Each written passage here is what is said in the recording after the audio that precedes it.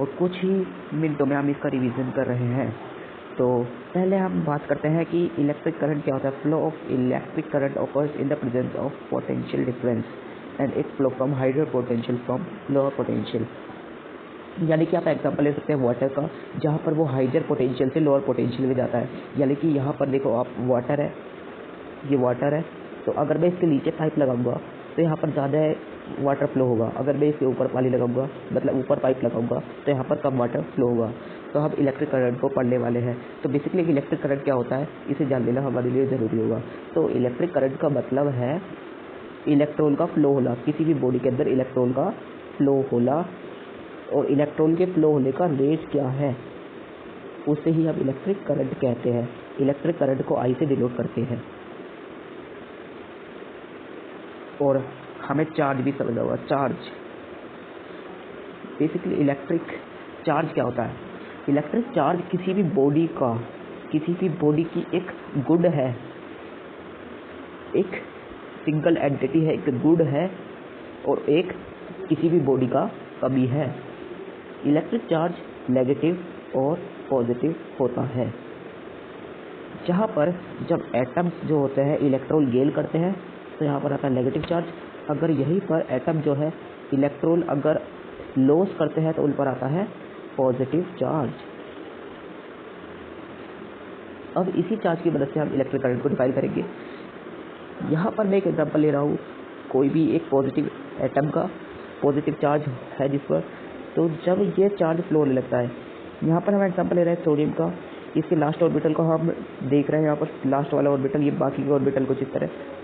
तो लास्ट वाला जो ऑर्बिटल होता है इसका, यहाँ पर एक ही इलेक्ट्रॉन होता है कि यह अपने इलेक्ट्रॉन को लॉस कर देगा, और फिर ये जो इलेक्ट्रॉन है फिर ये दूसरे में चला जाएगा, और फिर ये दूसरा एक और कोई इलेक्ट्रॉन सेंड करेगा, फिर ये इसी एक को सेंड करेगा, फिर इसी किसी और को, फिर इस तरह मतलब इलेक्ट्रिक करंट फ्लो होने लगता है। और इस इलेक्ट्रिक करंट को फ्लो होने के रेट को ही हम इलेक्ट्रिक करंट कहते हैं। तो अब हम इसकी, मैंने आपको बेसिकली समझा दिया है कि इलेक्ट्रिक करंट क्या होता है, और अब हम इसे और अच्छे से समझेंगे।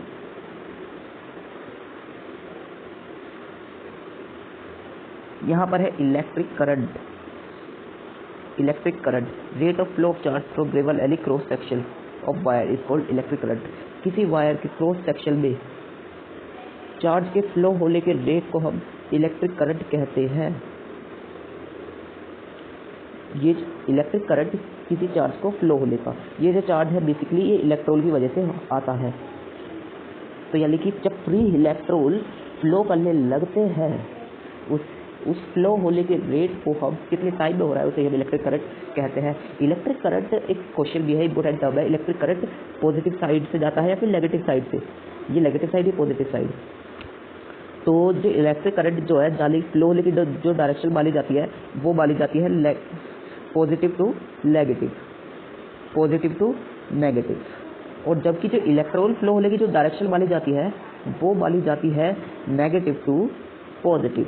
यानी कि जो इलेक्ट्रिक करंट होगा वो नेगेटिव, पॉजिटिव टू नेगेटिव जाएगा, और जो इलेक्ट्रॉन होगा वो नेगेटिव टू पॉजिटिव जाएगा, और इलेक्ट्रिक करंट जो होगा वो पॉजिटिव टू नेगेटिव जाएगा।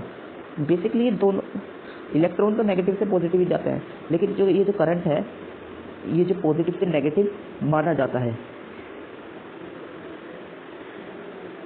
और अब हम आगे बढ़ते हैं। ये कुछ इंपॉर्टेंट टर्म्स थी जो हमें जाननी चाहिए। अब हम जानेंगे, यहाँ पर पेज नंबर 2 आ गया। अब हम इसके बारे में जानने वाले हैं। तो यहाँ पर आ रहा है इलेक्ट्रिक करंट। तो इलेक्ट्रिक करंट किसी भी क्रॉस सेक्शन ऑफ वायर, किसी भी वायर के सेक्शन में इलेक्ट्रॉन फ्लो हो रहे हैं उसके रेट को हम इलेक्ट्रिक करंट कहते हैं। इलेक्ट्रिक करंट को आई से डिनोट करते हैं, और चार्ज को क्यू से और टाइम को टी से।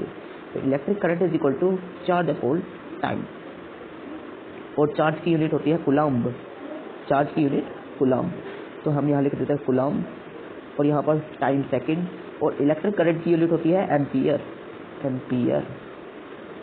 तो अगर क्वेश्चन आता है डिफाइन 1 एम्पियर, तो 1 एम्पियर इज एक एम्पियर करंट का मतलब है एक कूलम्ब चार्ज 1 सेकंड में फ्लो हो रहा है।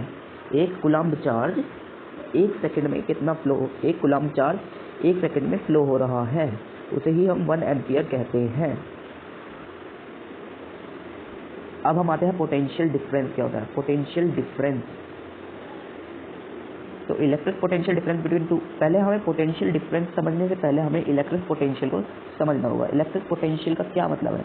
तो इलेक्ट्रिक पोटेंशियल का मतलब है किसी भी इन्फिनिटी पॉइंट से इलेक्ट्रॉन आता है किसी इलेक्ट्रिक फील्ड के अंदर, उस पर लगने वाली उस चार्ज को, इलेक्ट्रॉन मतलब हम किसी चार्ज को ला रहे हैं, उस चार्ज पर लगने वाली, उस चार्ज को खींचकर जो लाई गई एनर्जी है, इसे ही हम कहते हैं इलेक्ट्रिक पोटेंशियल।